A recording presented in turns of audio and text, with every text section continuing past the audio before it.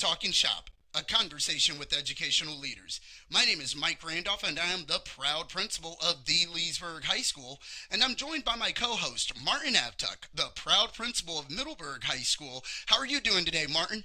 Mike, it's been a great month. We're filming on a Monday, so it's been a great Monday so far. I got to ask you, man. Tell me about what you're filming down at your wife's office. Tell me what did you just witness for the last few minutes? Can I just say a shout out to every elementary school administrator, teacher, and leader staff member? I just witnessed dismissal for the first time in an elementary school, and I've been blessed to serve all 17 years in a high school, and I just saw the reason why. The patience that it takes, the organization. I think we're organized, right? There is no more organization than what I just saw today. So shout out to Aurelia M. Cole Academy for their dismissal. It was very smooth. My wife is serving as a first year assistant principal, so when she said she wanted to come to this side, I said, "Oh, here goes my keys." But she has had a blast, so it's been a fun ride. But again, shout out to the elementary school administrators because that's wild what I just saw. But They are logistics experts yes, they every single are. day. And So trust me, if they don't do it right, they hear about it. I bet, right? I can absolutely see that. So, well, we are excited for today's guest. Today's guest is Mrs. Michele White, the Executive Director of the Florida Association of School Administrators, better known as FASA. Michele, how are you doing today? I am great. Happy to be talking with you on a Monday. Yes, Awesome. ma'am. Thank you so much. Let me just ask, how did you guys fare during the hurricane? So, really blessed in Tallahassee, I will say. Last minute turn to our east, which is really unfortunate for a number of districts. But we did fine. Our family is just fine and back to school today with my son. But all of our neighboring districts are unfortunately feeling the pain right now. Absolutely. Well, we are definitely sending our thoughts and prayers to all of our neighboring districts, not just here in Florida, but all along the east coast of Florida. And hopefully, this next storm that's cooking in the tropics right now either diminishes or goes a different direction Turn or around. Yeah, turn something, around. We're right? done. We're good. Anything, correct? So, well, let's go ahead and dive in. So, I'm really excited about this conversation. So, Michele, can you just start off? We're going to start off by talking about your leadership journey. How did you get to your current seat as the executive director of FASA? Yeah, so not, I would say, a traditional path for a lot of other state execs that are supporting school administrators. So I went to school in hopes of being a veterinarian. Um, that didn't work out, but I started working in associations and nonprofits and built a career in communications in another organization. And then I was recruited specifically by our former CFO and COO back in 2011. So coming up on 13-year anniversary at FASA officially.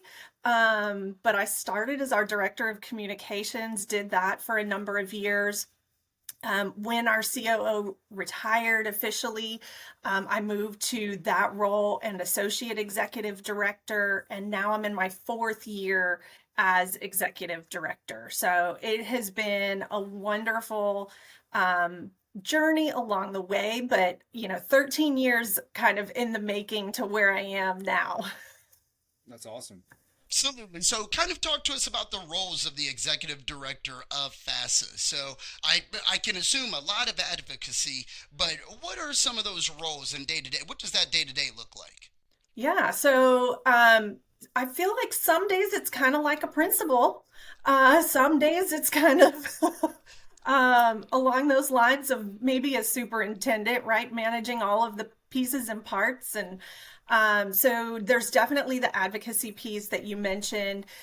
It's about building relationships more than anything, right? So whether it is with our legislators or their aides, it's building relationships with others that are also advocating and other organizations. So our network includes participating with like the Florida Chamber or having conversations with Florida Tax Watch, which are also really large organizations in our state that have priorities around education and trying to figure out how we work together and what does that look like. It is managing budget and finance and quite honestly payroll, right? We have a pretty small staff at FASA, including me. There's 5 full-time and 1 part-time employee. So we do a lot for the 5,200 members that are in our organization, and just trying to manage those, right? What is working with partners that are in the business community that are also supporting the work of our members, and how do we engage with them? How do we think differently to not only have them in the right space for the ability to see, for administrators to interact with them, but also like how do they become true thought partners with you and more than just selling an item or a product or service, right? But it's thinking about that. It is working on professional learning and developing and talking with speakers about what content we're going to provide at various summits or webinars or our big annual conference each year. So it's very diverse, I would say, in how we do that. I spent most of my morning reaching out to superintendents and principals that were more significantly impacted by this recent hurricane to check in and to let them know, hey, our foundation is positioning itself to be able to help fundraise or to provide resources directly for those schools that are most heavily impacted around the state. Absolutely. I did not realize how small of an organization FASA was. Did not realize that 5 full-time staff members for, what are we, 67 counties? Yeah. That spread over, how many hours. So that's a lot. So kudos to our members of You FASA. guys do And a I know really that, good job. It felt like you had like yes, 100 people working for you. absolutely, especially when you go to any of the conferences. So I'm blown away by that. So Martin, I'm going to turn it over to you to ask So a talk question. to us as an administrator. Why is it important to get involved with FASA? So I think a couple of things. One is really building your network. So the more and more I spend time talking with leaders in our organization, it can be really lonely at times when you're the principal, or you're in the district level, and there's just a lot, right? But when you have principals that you can connect with from other districts, it's really helpful to be able to see things from a different perspective. And our state is so incredibly diverse. With what happens in North Florida sometimes is really different than what's happening in South Florida, and sometimes they're the same. So I think about one of our board meetings right after COVID, and schools were getting ready to start, and we did a virtual board meeting, and we spent most of the time allowing members that are on our board to engage with one another and talk about how they were going to handle class changes when we couldn't have people 6 feet within 6 feet, kids, right? And so one principal is saying, oh, I'm hanging up like these big, huge signs at the top of the hallway to say, this side goes this way and this side goes right. Now, did it all work out perfectly? I don't know, but like it was that opportunity to think with other like-minded leaders.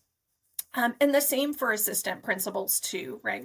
They're so busy in the work that we're asking assistant principals to do within our schools as well.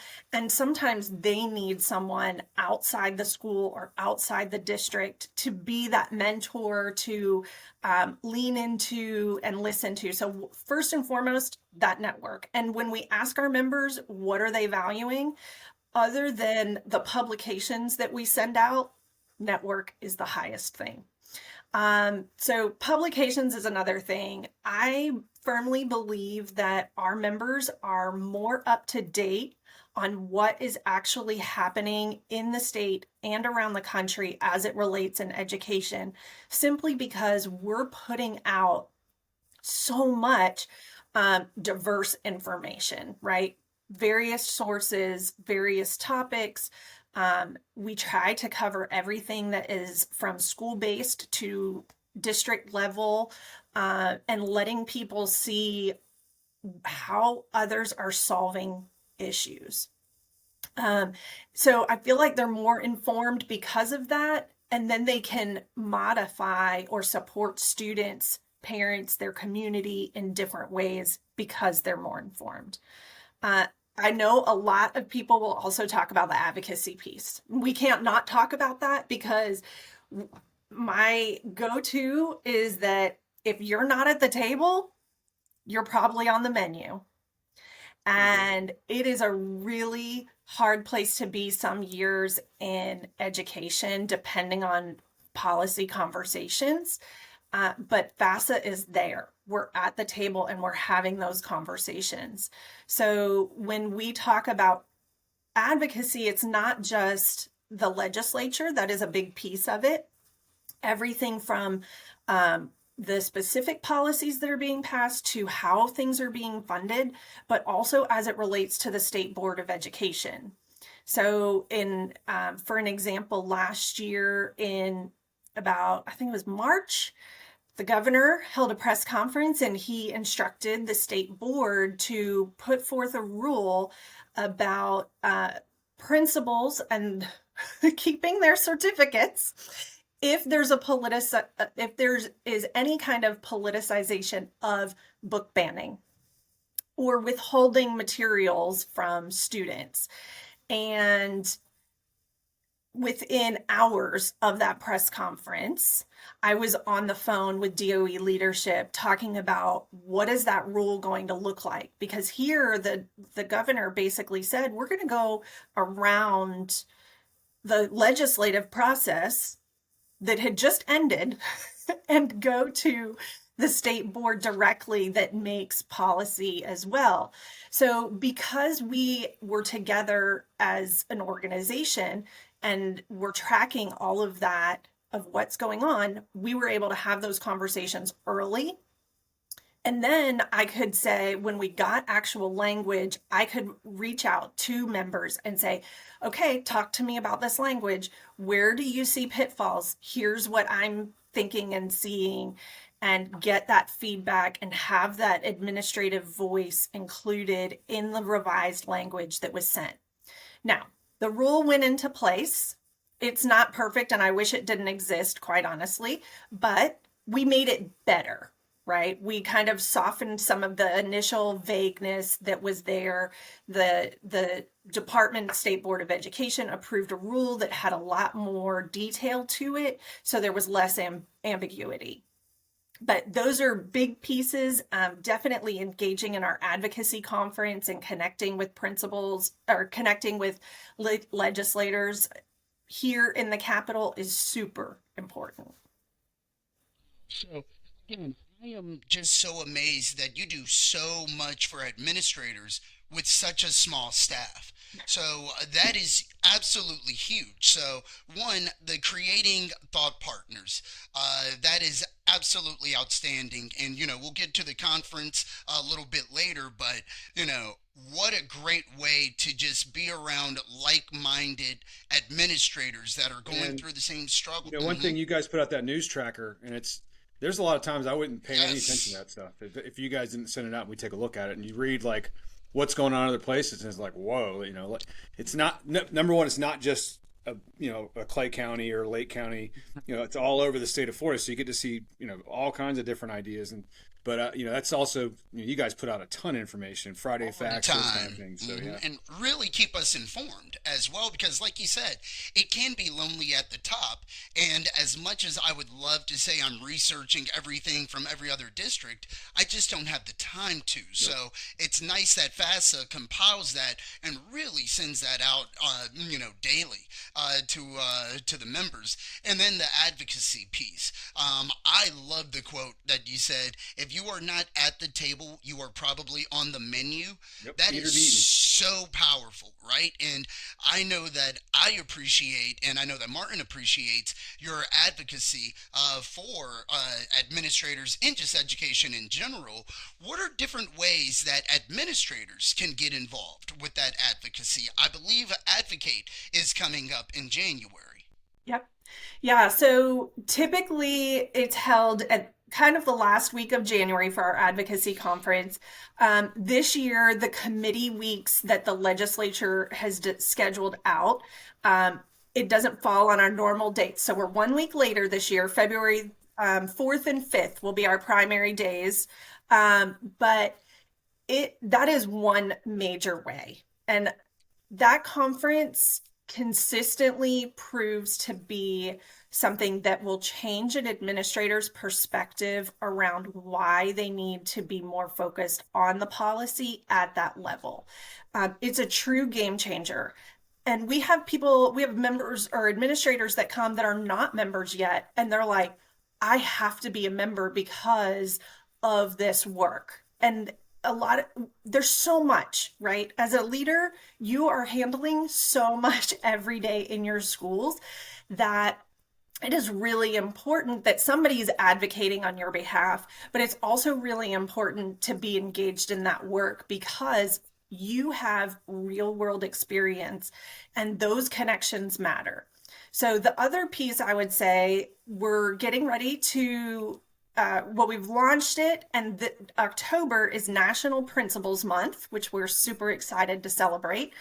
And in doing so, from the national level all the way down to the states are supporting what's called Principal for a Day. So a great way for a principal to kind of help impact that advocacy piece is to invite a current legislator, either at the state or the national level, to come to their school and be the principal for the day. It might be for a few hours. That's okay. It doesn't have to be the whole day that you're there. But giving them an opportunity to see and to experience, and we feel like that can help lead to better decisions when those legislators are sitting in committee rooms, are sitting in the chambers and making those votes that are so critical to the work that you're doing. So it's new for us in Florida. This is the first time we've done it. We've already got some members that have signed up, and we're working right now to try to get them matched and time scheduled for their legislators to be there. But we're really excited for that opportunity. And then the other thing I would say is all politics is always local. And so building those relationships. And so going back to that network, right? One of the pieces of, I think, a school leader's network has got to be their elected officials, and having conversations with them and just inviting them for the happy things and letting them see what's happening in your school at every level. They need to have an understanding of, this is what we're struggling with, or this is what we're celebrating at the elementary level, the middle school, and the high school level. And just so that they can see the wonderful programs that are being offered, right? The more we talk about workforce education, the more we talk about industry around, because that's the other pressures that our legislators are hearing about is, we don't have enough nurses, or people are not prepared to do this in the workforce.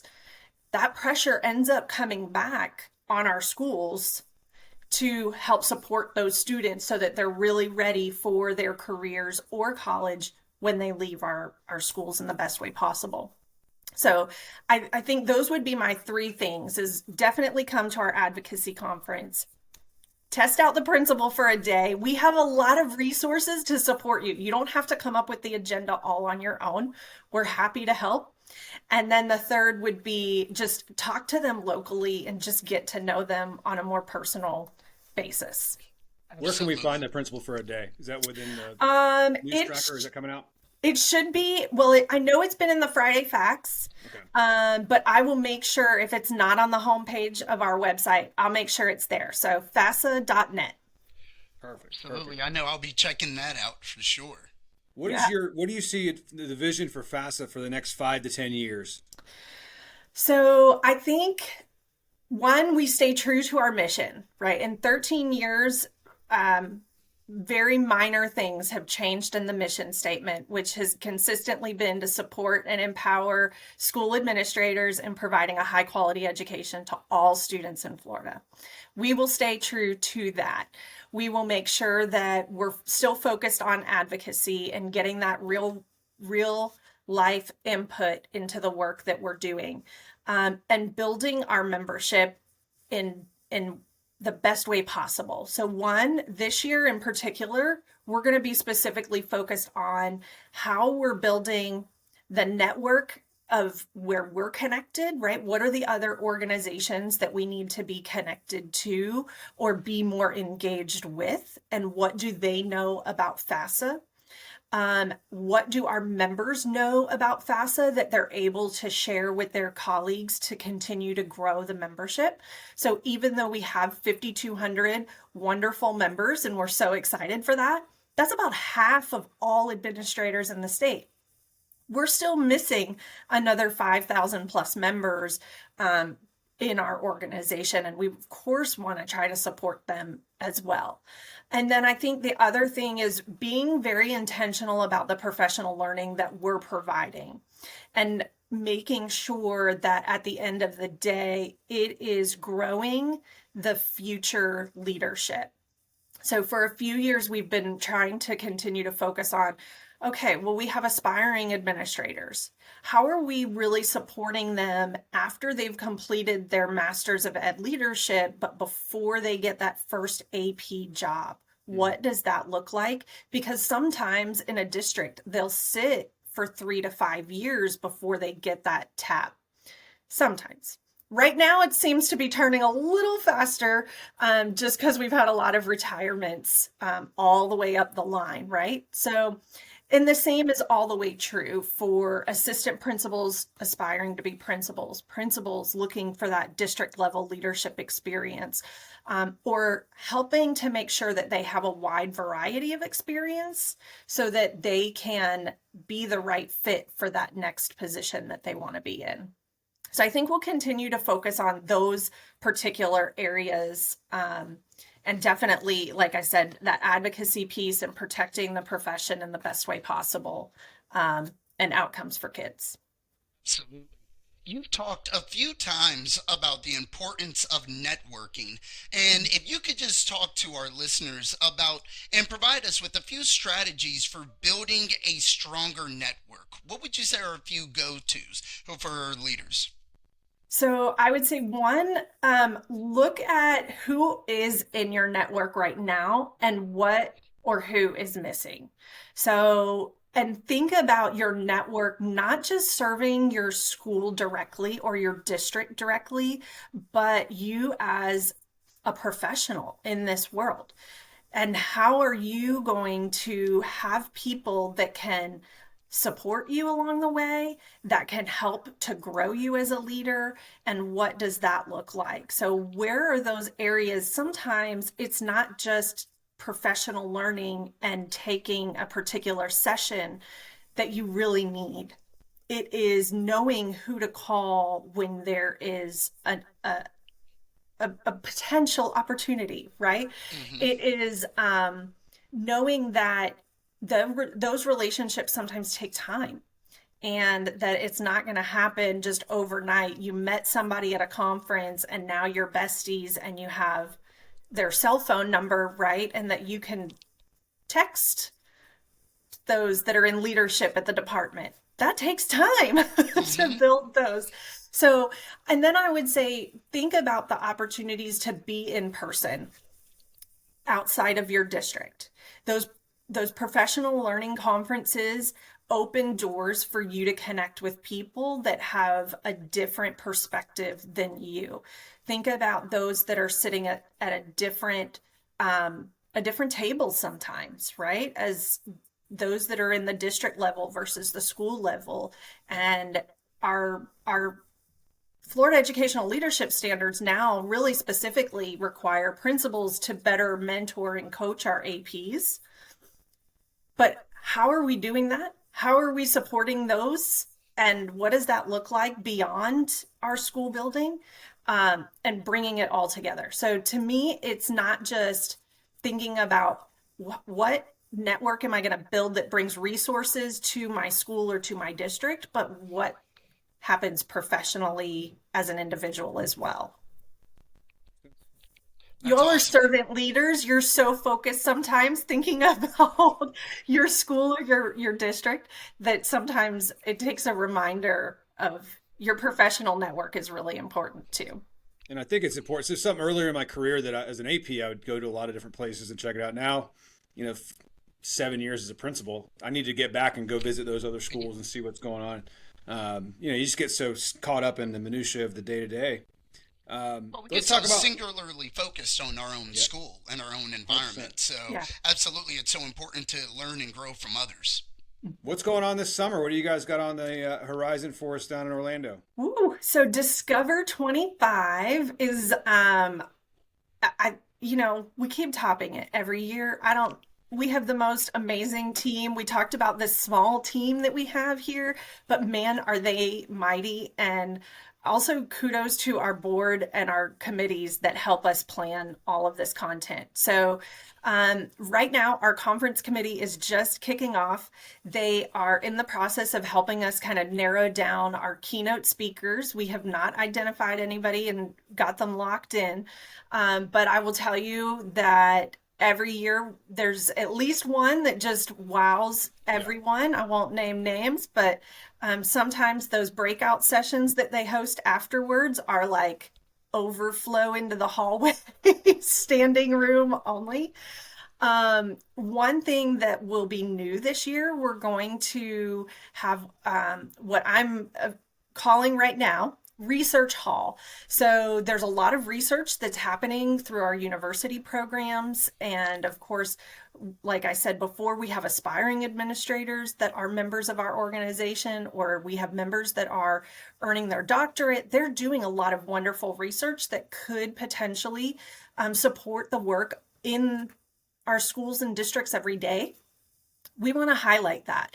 I would much rather have all this great research that's being done, defended, and shared rather than sitting on the shelf, let's Mhm. say online, right? Yes, you can go find it, but if you don't know that somebody answered the question around around principal preparation, and do principals feel prepared for the role, you wouldn't go research that, right? But we do have people in our state, administrators that have successfully completed research that would be wonderful to share. So we're working on gathering options, having some that'll be poster boards, and we'll have a session where they'll get to present some of that research and you can connect and ask more along the way. And of course, we usually have about 30 of our business partners there to connect with and see what products and solutions are out there and new, and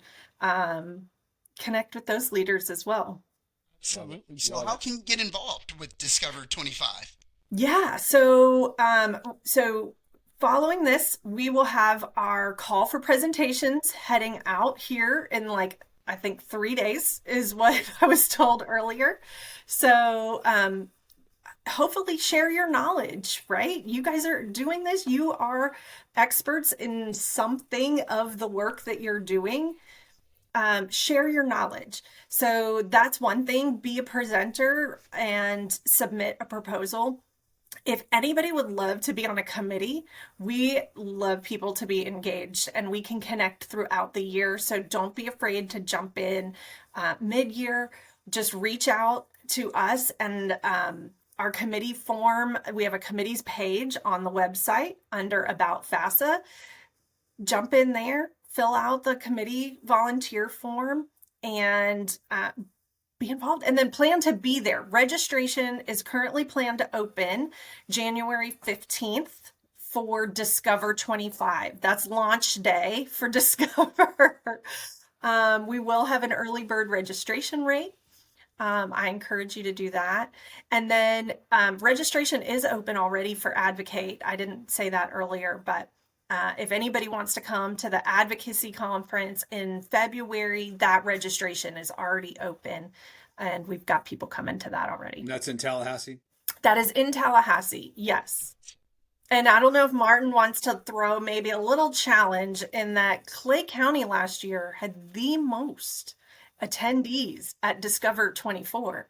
And so I'm just saying, Clay County is strongly represented. I think Lake had something going on. I don't know if Mike would have got a chance to connect that week. So we had our learning going on, but I believe we moved it this year. So so shout out to our leadership for looking at that, moving it so that our leaders can attend FASA as well. So I know I spoke at it 2 years ago and had the opportunity to take our administrative team down there, and just the learning and the networking that we were able to do as a result of Discover was outstanding. So again, we're looking forward to that, and we're really looking forward to Advocate as well, the Advocacy Conference at the beginning of February. So I would love to close with this question. So at the end of this school year, in let's say in May, right? You're going to turn to a best friend and you're going to say, "We just had the most amazing year possible." What has to happen over the next 9 months for that to occur? So, one, I think we need to see our members growing, right? I would hope to see some growth of membership and actively doing that. I think two is how our members are able to more fully talk about the work of FASA to their colleagues. If we can accomplish that, where 5,200 members can say, "This is what FASA is doing for me or has done for me," and share it, that would be like ultimate success of the work that we're doing right now. And, the advocacy piece, we're going to be there, right? We're going to be at the Capitol. We're going to support and be on the side of leaders every day. But I think that this community coming together and supporting one another and getting to the end of this school year is going to be the most amazing success. Absolutely. Flying by too. It's already almost the second quarter. It's wild crazy. that it's already October tomorrow. Right? Report cards really soon. Yes. Well, I can tell you on behalf of myself and Martin, thank you for FASA's continued advocacy. Thank you for the opportunity just to put thought partners in the same space with each other. And thank you for keeping us informed.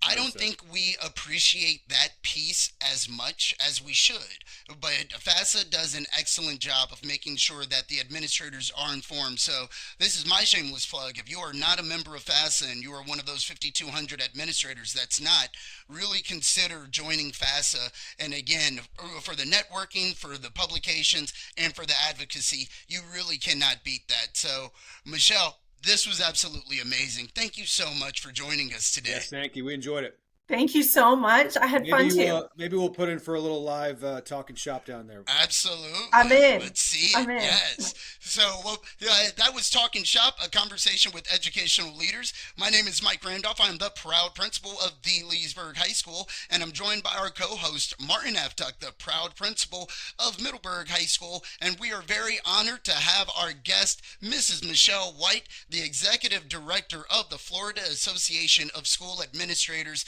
FASA, on with us today. Everyone, have a great day and go Jackets. Go Broncos. Thanks, Michele. Thank you, Michele. Thank you. Bye.